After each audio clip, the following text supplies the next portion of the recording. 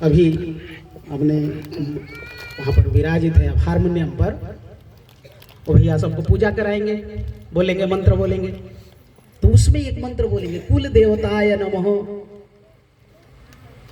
ग्राम देवताय नमः, स्थान देवताय नमः।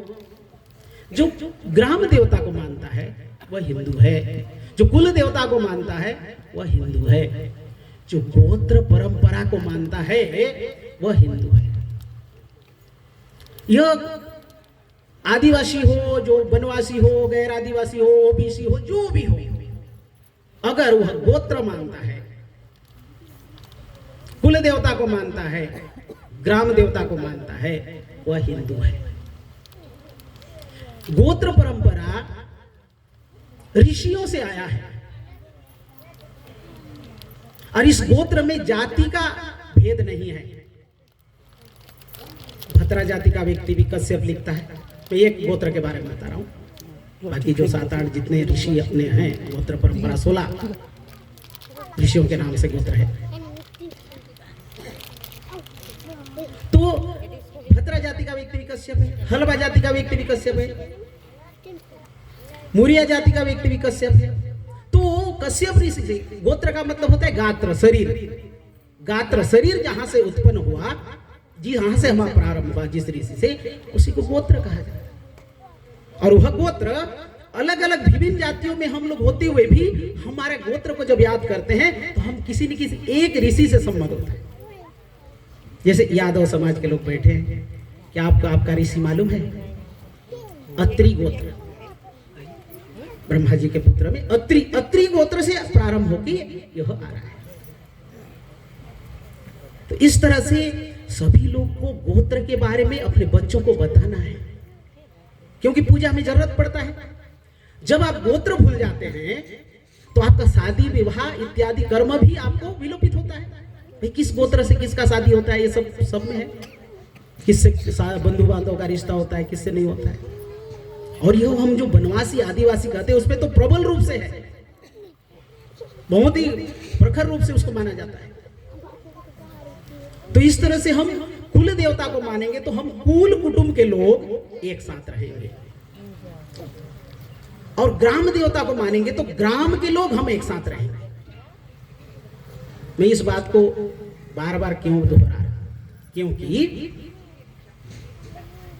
कुछ लोग आपको हिंदुत्व के जड़ से काटना चाहते हैं। जड़ काट दो, ये जो गोत्र वाला जड़ है, ये जो आपका कुल देवता वाला जड़ है, ये जो ग्राम देवता वाला जड़ है, इसको काट दो तो क्या होगा? वो कट जाएगा और अपना हिंदू धर्म से अलग हो जाएगा।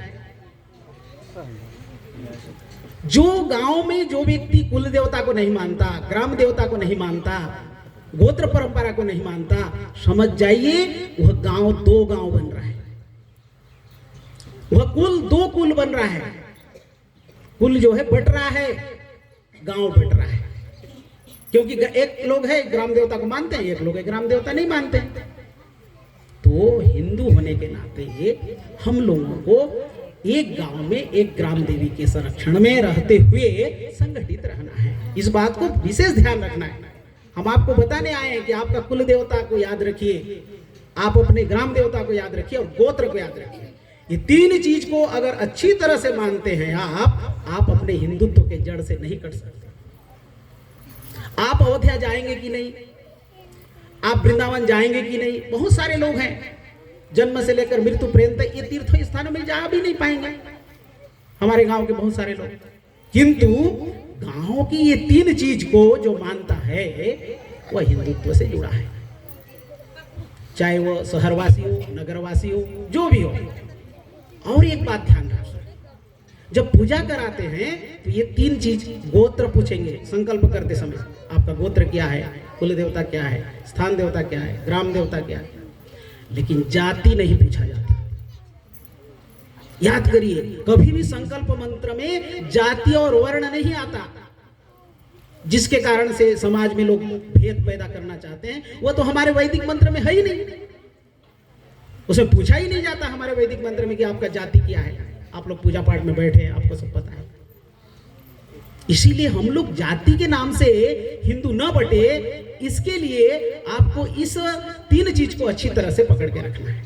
गोत्र को, क्योंकि गोत्र के नाम से आप विभिन्न जातियों के लोग भी एक साथ हैं, और कुल देव का नाम से कुल, एक कुल के लोग जहां भी फैले हुए हैं, साल में एक बार बैठिए, बच्चों को बताइए हमारा कुल देवता क्या है, कहां पर है, कैसी पूजा होती है।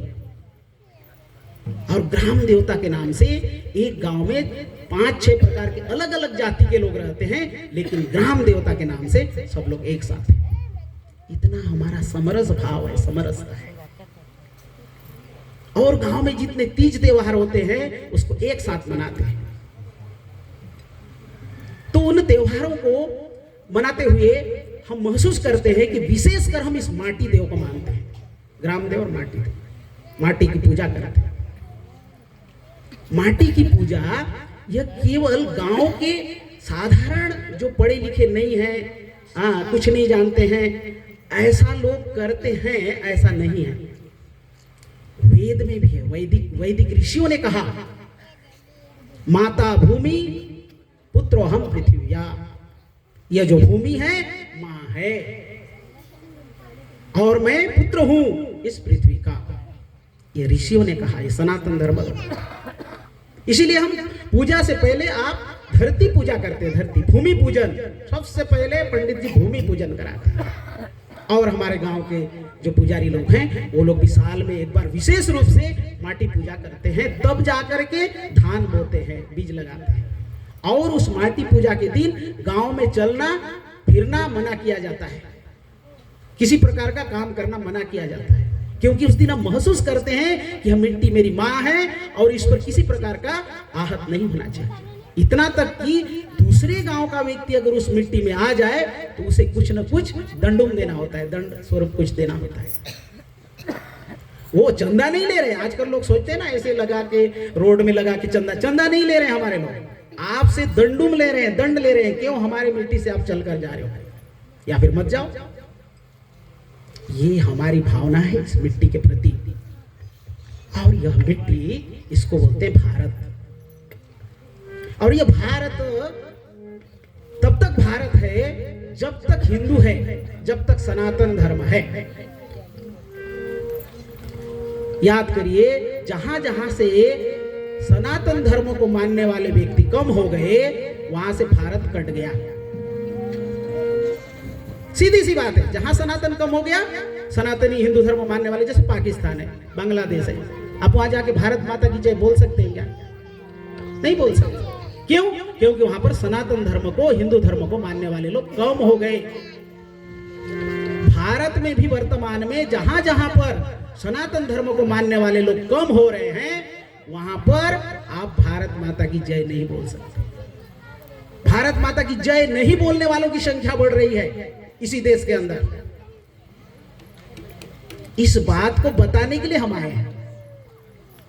हम बताना चाहते हैं कि हिंदू संगठित रहे, और हिंदू हूं बोल के उसको जगे रहना होगा। ये नहीं कि कोई दूसरे धर्म में चला गया, दूसरे मान्यता में चला गया, तो जाने दो, तो संविधान बोलता है जिसको भी वो मान सकता है। लेकिन संविधान मानने के लिए तो बोल सकता है, लेकिन संविधान झगड़ा करने के लिए बोल सकता है क्या? वह व्यक्ति आस्था बदलने के साथ वो आपका शत्रुता में भी बदल रहा है। आने वाले समय में आप देखिए, नारायणपुर में देखिए, मैं तो उड़ीसा में रहा हूं, उड़ीसा में मैंने देखा, फुलवाड़ी में, यहीं पर भी आप कई घटना सुने होंगे।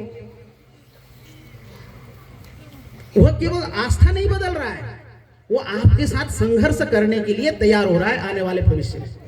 क्या संविधान इसकी अनुमति देता है?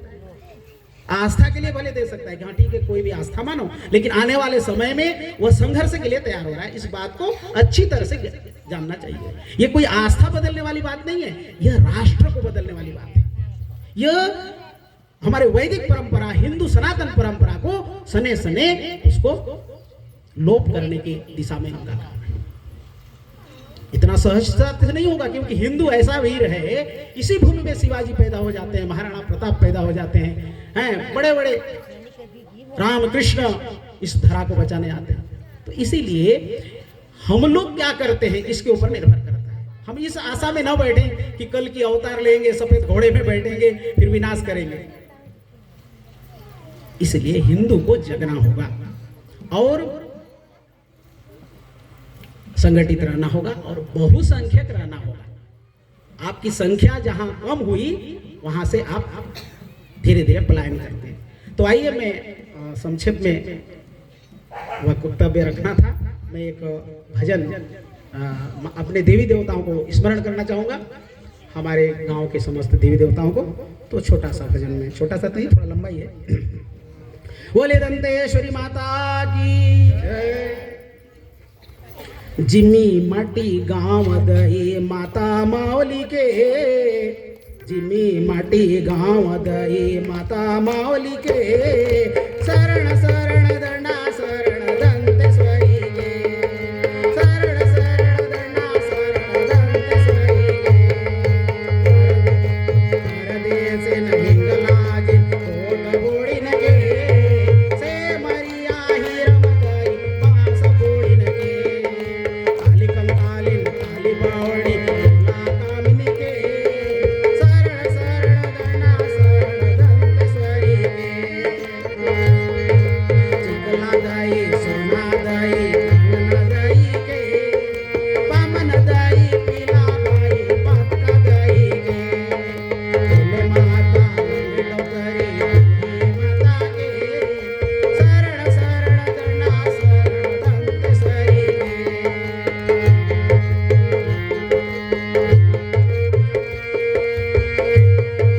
काचिन दाई कुडुमलुला केसर पालिन के, लाडली माता भंडारिन माड पालिन के, करण कोटिन कंकालिन गोदय माता के, शरण शरण दंडा शरण दंतेश्वरी के, भानेश्वरी भद्रकाली माणिकेश्वरी के, श्वसन पालिन कोरमोडिन बंजारिन के, भोदराज कोंडराज के, चिकटराज हड़मराज पोतराज के, कनपराज नंदमराज नटराज के, शरण शरण दंडा शरण दंतेश्वरी के,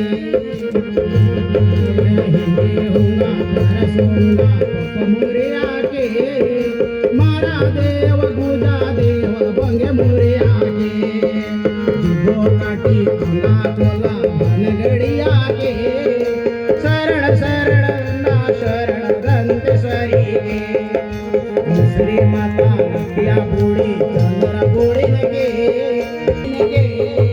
शरण शरण दंडा शरण दंतेश्वरी के,